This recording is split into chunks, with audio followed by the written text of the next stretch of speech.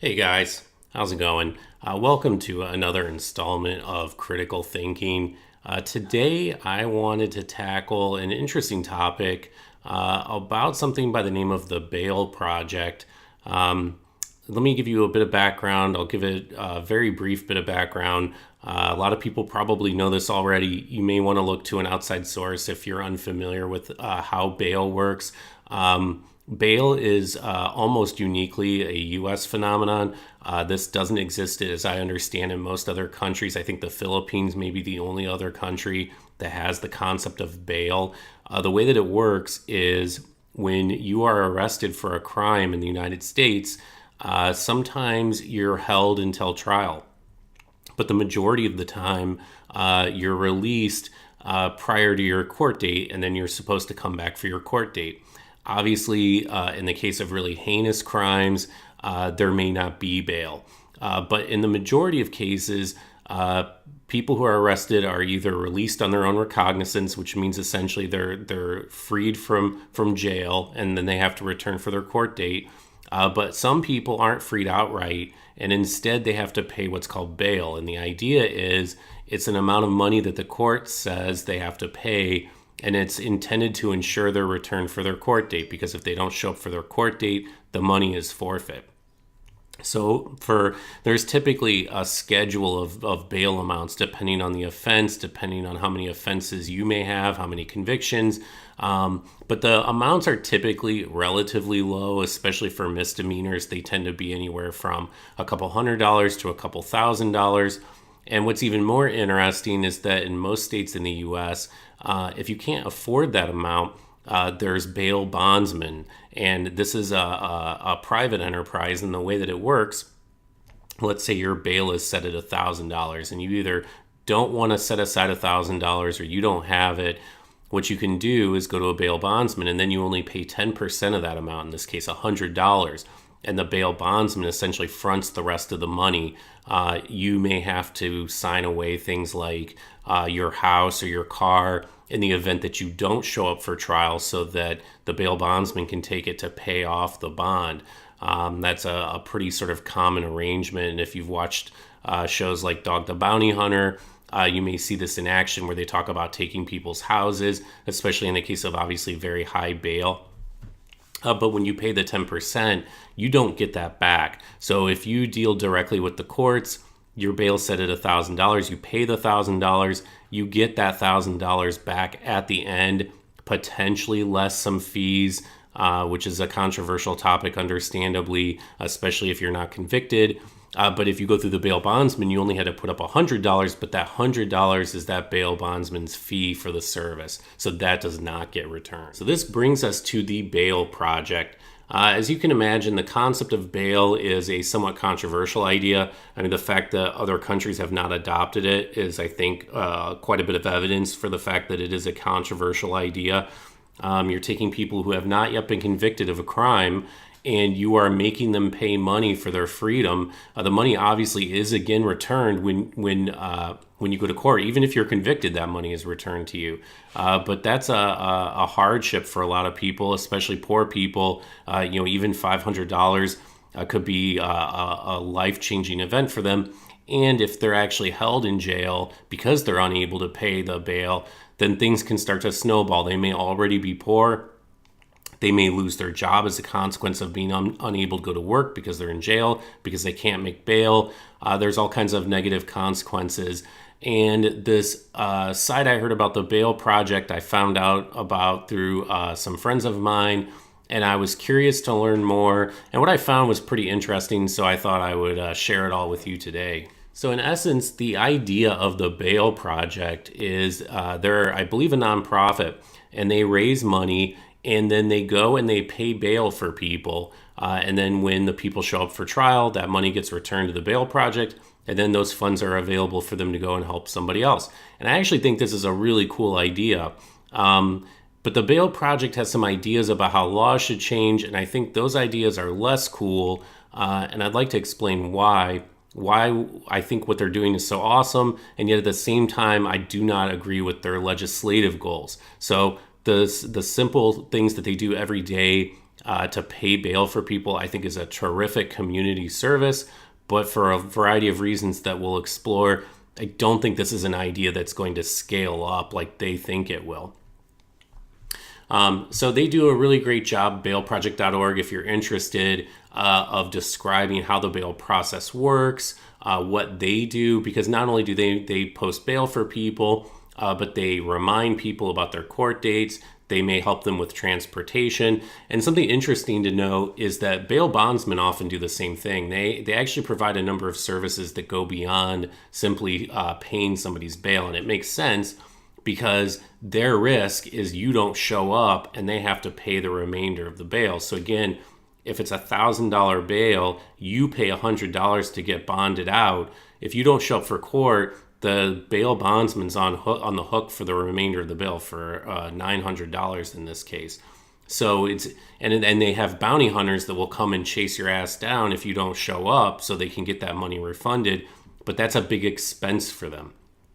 Now they can come after you for the expenses, but as you can imagine, that's not always very easy to do for them. So for them, it's far more efficient if you go to court. That's how they make their money, bonding people out that go to court. If they bond out too many people that don't go to court, they lose a ton of money and it's not profitable for them. So the Bail Project does provide a lot of these services. They have a list here of all the folks who are involved, and apparently they provide services in a number of different cities: New York, St. Louis, Indianapolis, San Diego, and I think they're trying to scale it up to more cities.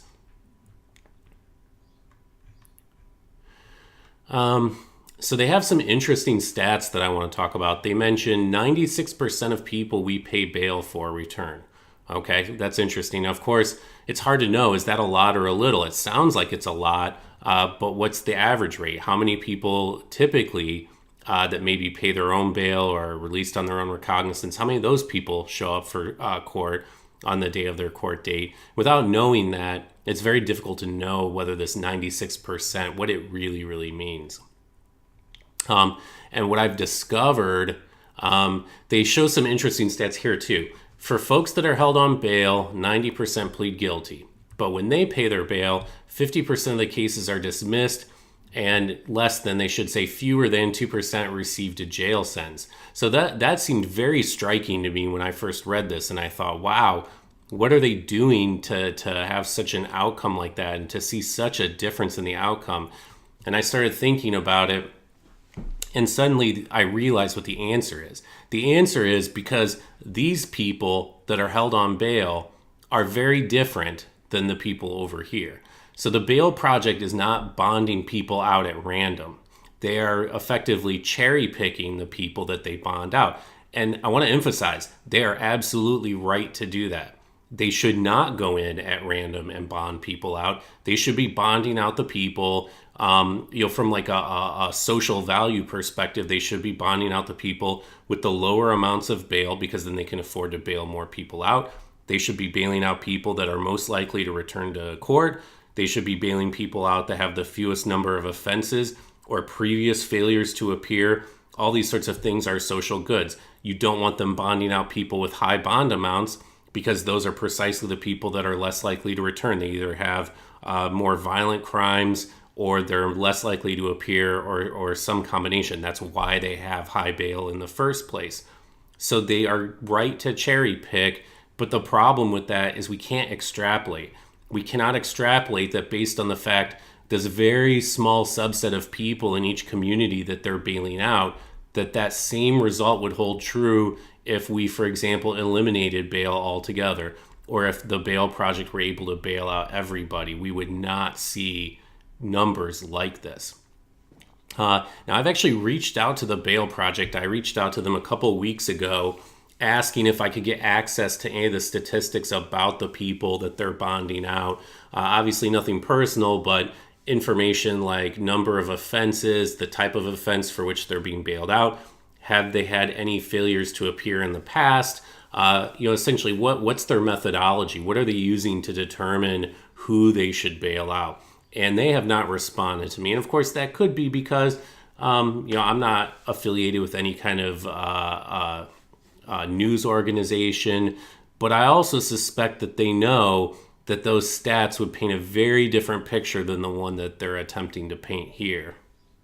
So I went looking for other information that I could find. When I found that the Bail Project either couldn't or wouldn't provide information, I tried to get more information about the bail system, other perspectives. Actually, I think before we go to some of those other sites, it's worth looking at really what they're trying to do.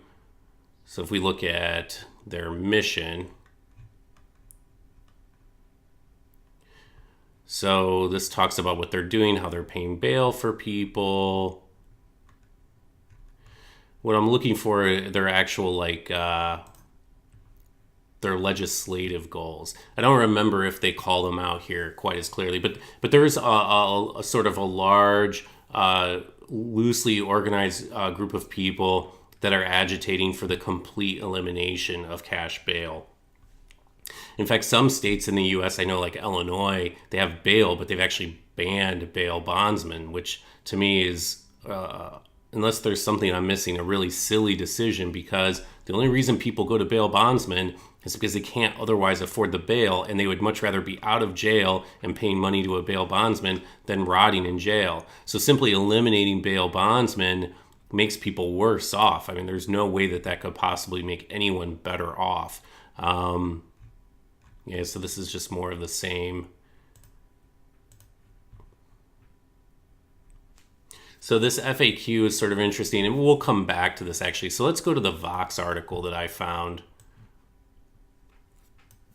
So the Vox article, I think, is very friendly to the idea of eliminating bail. They make a number of points, some that I mentioned already. And I want to reiterate something. There is a definite element of unfairness of the nature of bail. Again, these are people that have not yet been convicted of a crime, or at least the crime for which they've been arrested. And yet they're still either having their freedom removed from them, or they're having to pay some bail amount that they won't get refunded until after their court date. It talks about the variety of bail amounts.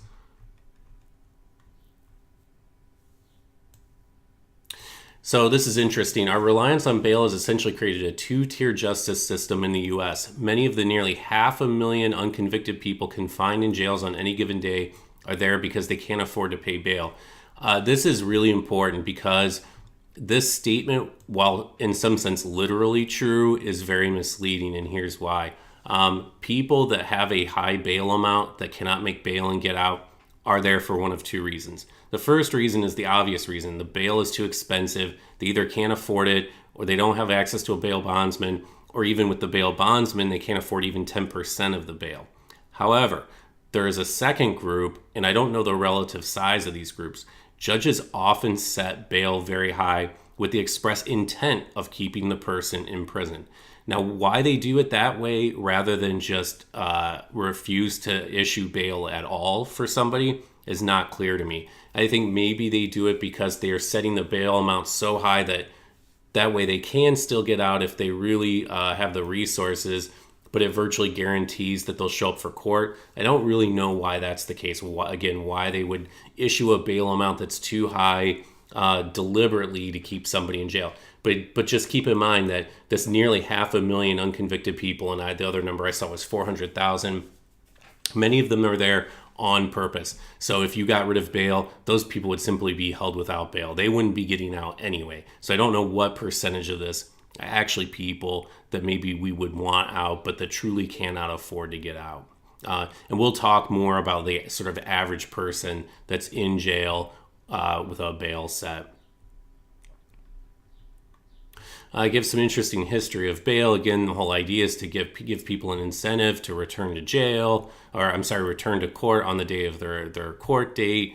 There's a lot of things here about disproportionate impact. I'll leave a link to this in the video, and you can take a look at it. There's nothing else that's too relevant for what I want to talk about, but the article is interesting. What I do want to talk about is this. So I'm a big fan of Marginal Revolution. I've mentioned this before, and I thought I had seen something about Alex Tabarrok speaking on bail. There's a really, really interesting video here. I'm not going to play it. Again, links to all this will be available in the video itself, but I do want to briefly read to you some highlights from the video. Alex Tabarrok is not a fan of eliminating bail, and he makes a number of good points about why he thinks it would be a bad idea. But before I can set out the argument, I want to give you some facts about people who are in jail on bail but can't afford to get out. So very often, the advocates for eliminating bail, they like to talk about cases. Apparently, there was one not too long ago. Some kid got arrested for stealing a backpack. Bail got set at like $3,000. The kid couldn't pay. Essentially, ended up rotting in jail for 3 years.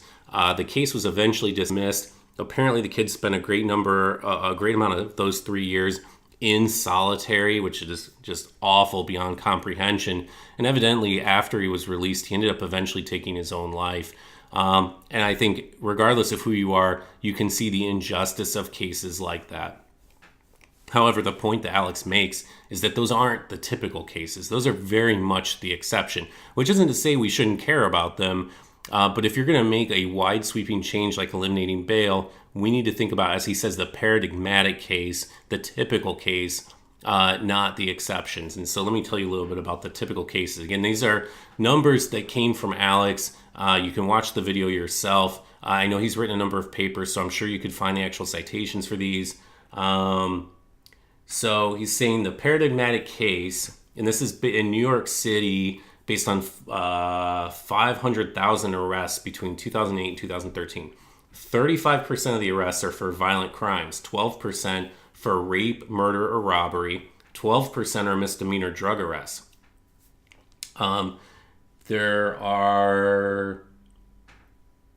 So of the people that are arrested, 2/3 are released on recognizance. Again, so right off the bat, 2/3 of people who are arrested in New York City are released right away with no amount of bail being set at all. That's 2/3 of the cases.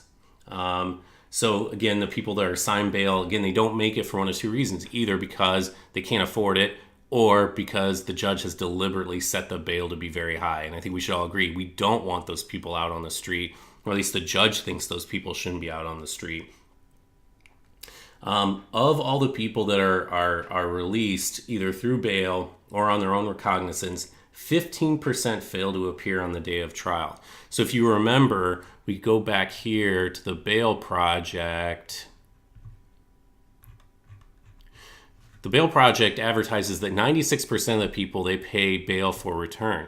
But keep in mind that in all the cases, 85% of people return. So most people show up for court regardless. So the delta here, the difference, isn't that great, especially given the way that they're cherry picking the people for whom they make bail. And we'll talk more about how they're doing their cherry picking.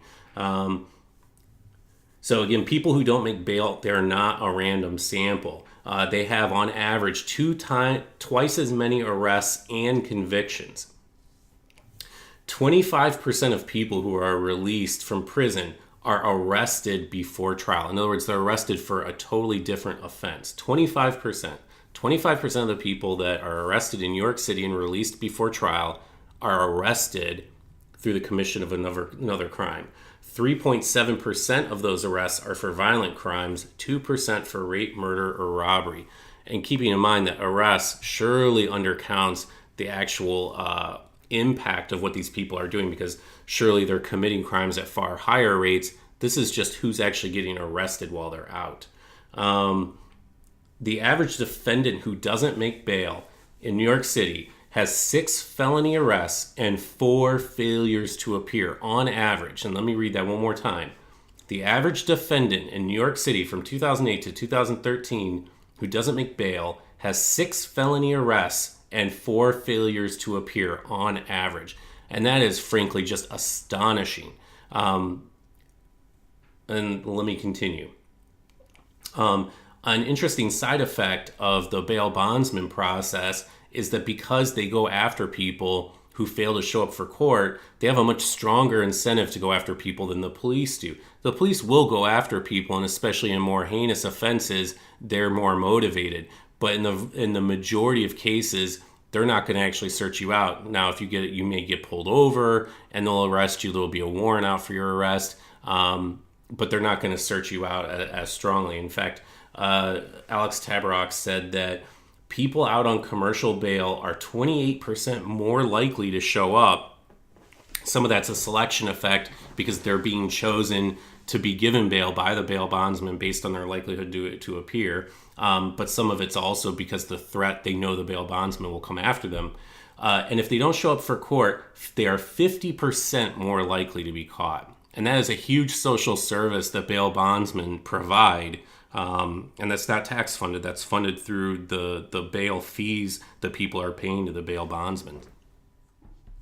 Okay, so let's look at the FAQ here for the bail project, because I find this frankly to be, a little bit misleading. So they talk about the purpose of bail. Bail was never intended to hold people before conviction. It was created to ensure that somebody accused of a crime would come back to court. That is definitely true. That's what it was originally intended to do, but as we already mentioned, in some cases it is used to keep people in jail, and that's deliberate.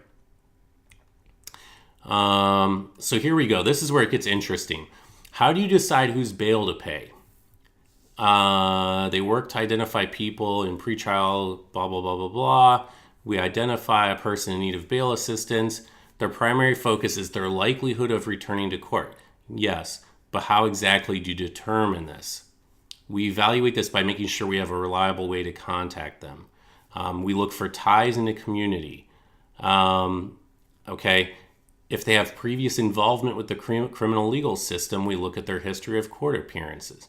Well, of course, that makes sense. So if you've previously been arrested and not shown up for trial, they're going to be a lot less likely to actually to bail you out, which again makes sense when you look at this 96% number. They're not selecting people at random. They're cherry picking, which again, I want to emphasize is absolutely what they should be doing.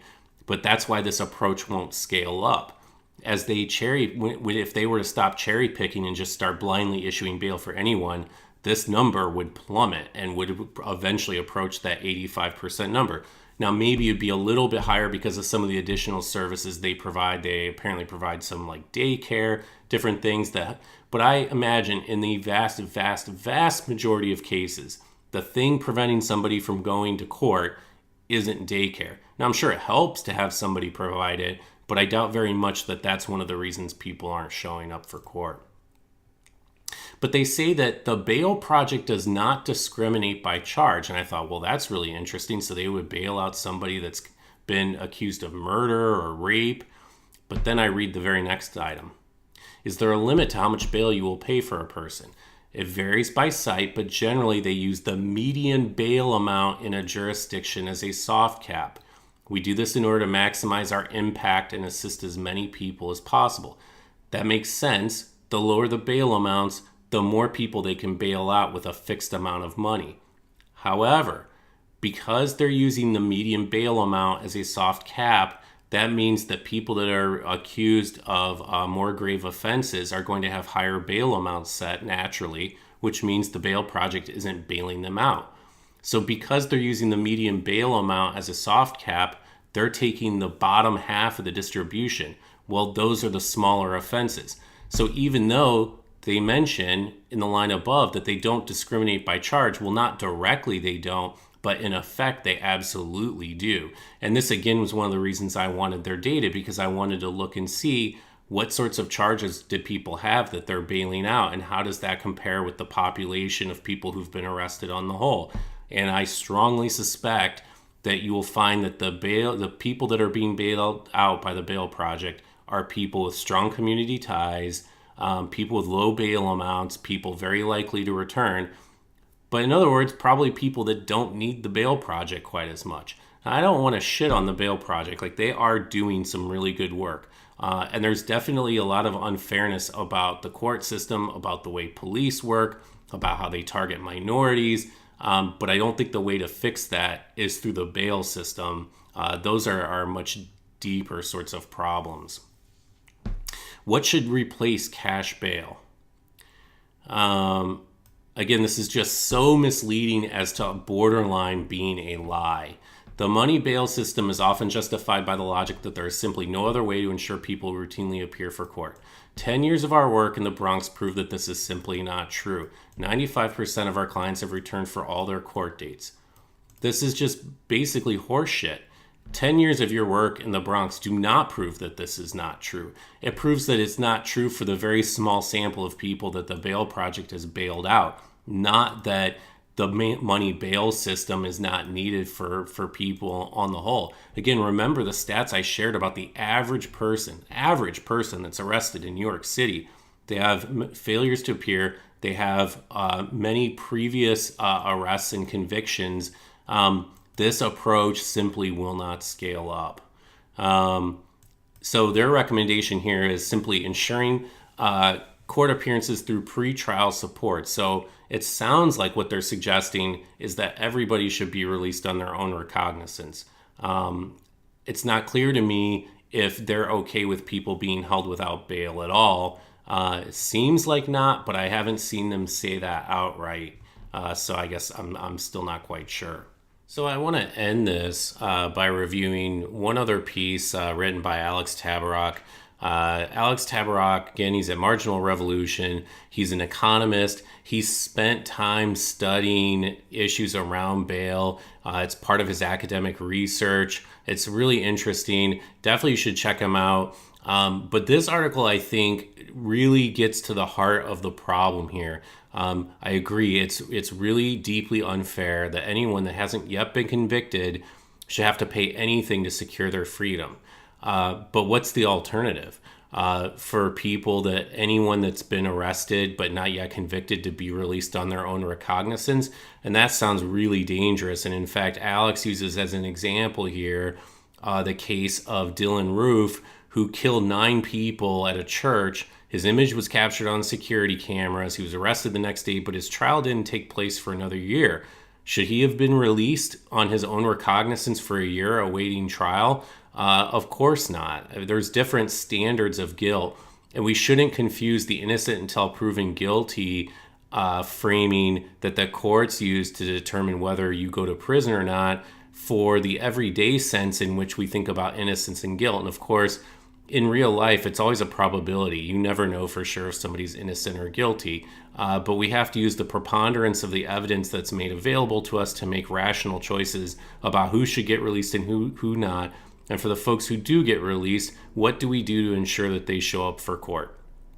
And these trade-offs, unfortunately, whenever you have to trade off between two really good things, to get more of one good thing requires less of another, or you have two ugly trade-offs in this case, that can be painful to think about. It's unpleasant, but this is the reality. And unfortunately, I think sites like the Bail Project are being very, very misleading and they're sort of giving an overly rosy picture of what the world would look like with everyone released on their own recognizance. And they're trying to do that by cherry picking a very small subset of people that they've selected based on the fact that they know they're very likely to return to court.